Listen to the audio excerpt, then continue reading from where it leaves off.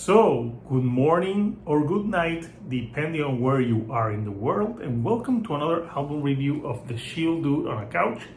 I'm your host, Hector, and today we're gonna talk about a new thrash metal band. And this Friday, I'm calling it is Thrash Metal Friday because I had an interview, plus I'm talking about this album, Executionist. Let me show it here without the ring light, and it's Sacrament of the Sick.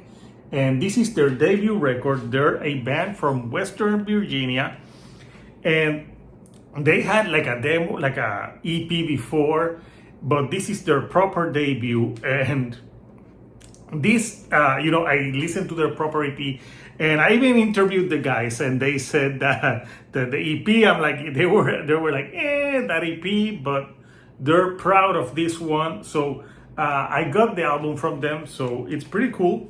I also, like I said, I interviewed the band, so here's more of the artwork, Sacrament of the Sick. And let me turn down this damn light because it's so bright. Okay, here you can appreciate it more. So yeah, it's called Sacrament of the Sick, and as you can see, they autographed it for me, so thank you guys. So this here band is mainly made of, like, the main members are Brett Ash, who's the bass guitar and vocals, and you have Tristan Ash, who's the drums and backing vocals, and you have also, Brett Ash plays the guitars as well, but on the record he plays a lot of the bass, but they also have a bassist that goes live, and they have like a drummer as well. But yeah, here's them in this picture. I talked to both of them, these two, they're brothers, and as the day that the album is dropping, Tristan, the little brother, is graduating from high school, so congrats on graduating from high school. You graduated with an album.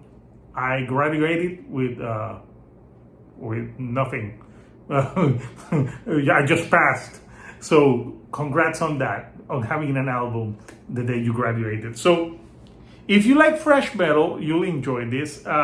Thrash metal has been it's not as popular as it used to be in the 80s, and doesn't get as much radio airplay like other types of metal right now. But there's some cool bands doing it. And this is an album that has 10 tracks. I think it's almost like an hour in length. And they play, you can tell that they love thrash metal, and they're influenced by obviously bands from the 80s. Your Metallicas, your Testament, your Megadeths, your Slayers, you name it. They're influenced by it. So the album, it's interesting because the older brother, Brett, actually is a nurse. So he took that knowledge of what he knows from nursing and implemented it into some of the lyrics that are on this record. So Sacrament of the Sick is, I wouldn't say like it's a concept record, but they talk about like different themes.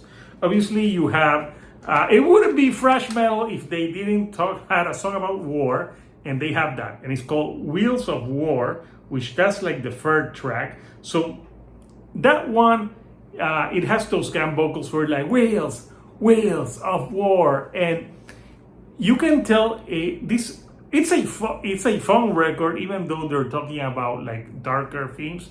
But you can tell that it brings that energy from thrash metal, that even though they're talking serious subject matter, they can have fun with it. So they also had another single called Serrated Shadows.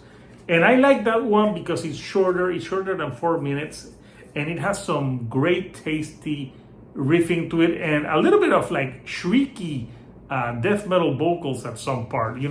Brett Ash, like vocal delivery, it has that classic like thrash metal when it's like shrieky in your face, like a mixture of like say like Exodus meets Overkill in some parts, which I think is good. So Serrated Shadows is a good one. They also talk political stuff, but oh my goodness, thrash metal talking about politics. Thrash metal has always dipped its toes in politics. Come on, rest in peace. Anyone? Metallica also had like songs about war and like, so they've always been deep in political stuff. So a good example of this one is the fifth song, Divided We Stand, United We Fall. And obviously it's all about, like they've been inspired by things that are happening, like in, I would say, their country. So the album, that song starts by saying "Land of the Free." So you're like, yeah, is it really free? So here's some of the. I would read more, but I can hardly read this font. But you get the idea. But they move along other type of like themes. You have like religious themes with "Thy Kingdom Come," and you have like more political tracks in like the later half of the song.